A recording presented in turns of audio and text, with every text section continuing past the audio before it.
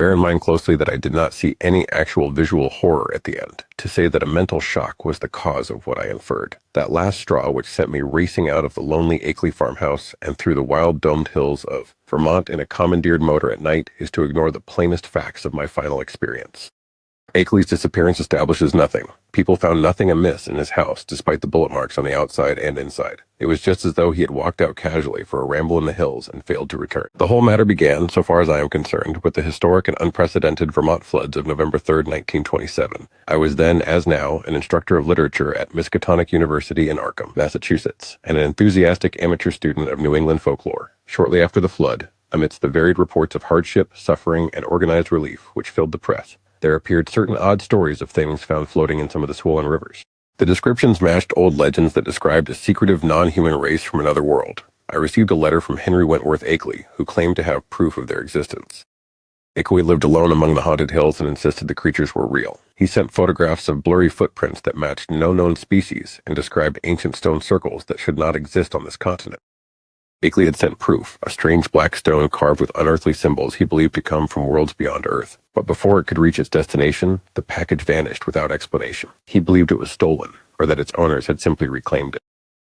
He wrote that he had also sent a phonograph of a conversation he had recorded in the night. While the stone never arrived, the phonograph had. The conversation was between a man with a rustic accent and a strange buzzing voice that sounded as if an insect had learned to speak. The black goat with 1,000 young. Yeah, yeah, yeah. The old ones must be honored. Of the outer darkness! After the loss of the stone, Akeley became convinced that he was being watched by human agents of the creatures. At night, he claimed he could see movement in the trees. He lost several guard dogs, and the footprints of the creatures were found nearer to his home every morning. He claimed that on several occasions he heard loud thumps from his roof as if some clumsy flying thing had landed there. He said he could hear them at night, calling him to come outside and talk. Then unexpectedly I received this letter that I will read you now. My dear Wilmarth, I must set your mind at ease regarding my recent warnings. Last night I spoke with a messenger from those I once feared, and everything we believed about them was wrong. These beings are not enemies of mankind. What I once thought monstrous now seems wondrous beyond imagination. They have shown me glimpses of worlds beyond space and time and offered knowledge unlike any known on Earth. You may think this madness, but I want you to see the truth for yourself. Come to Vermont at once. Bring my letters, the phonograph record, and the photographs. There are things that cannot be written, only spoken. I await your arrival. I arrived in Vermont under a bright afternoon sun, carrying with me the letters, photographs, and recordings that had drawn me into a mystery beyond reason. At the station, I was greeted not by Henry Akeley himself, but by a stranger named Noise, a man whose voice stirred a disturbing sense of familiarity. We traveled deeper into the Green Mountains. The farther we drove, the older the world seemed to become. Covered bridges, forgotten valleys, and endless forests stretched beneath towering hills. It felt as though I had crossed not merely into another state, but into another century. At last we reached Akeley's farmhouse beneath the shadow of Dark Mountain. The house stood quiet and immaculate, yet something was terribly wrong. There were no dogs, no livestock, no sounds of life, only silence. While waiting outside, I examined the dusty road. There, among ordinary footprints, I found tracks I recognized at once from Akeley's photographs. They were the unmistakable claw marks of the beings he had called the Outer Ones. Inside the darkened study, I met Henry Akeley. He sat motionless in a chair, wrapped in yellow cloth and speaking only in a strained whisper. He appeared gravely ill, yet his mind burned with strange revelations. Akeley spoke of Yuggoth, a dark world beyond Neptune where alien cities of black stone rose beneath a cold and distant sun. He described civilizations older than mankind, hidden worlds beneath the earth, and cosmic truths that threatened sanity itself. Then he showed me something even more astonishing.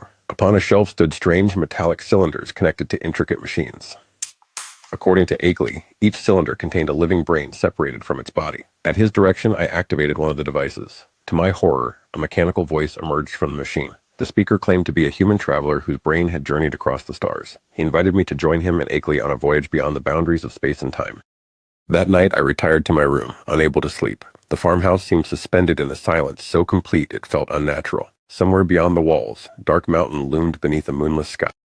Then I awoke. From below came voices. Some were human, others were not. They buzzed and droned with an insect-like quality I recognized from Akeley's recording. Unseen beings had gathered in the study. Unable to endure the uncertainty, I crept downstairs with a flashlight and revolver.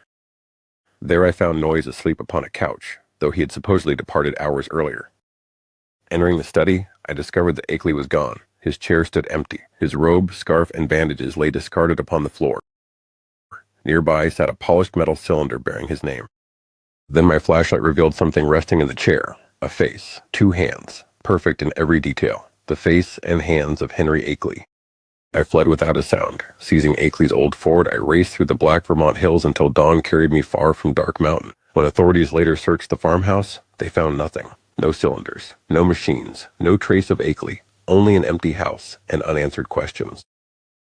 Yet I know what I saw, for the terrible truth was waiting there in that darkened room. The whispering figure I had spoken with was never Henry Akeley at all, and somewhere, sealed within a shining metal cylinder, the real Henry Akeley still waited, alive.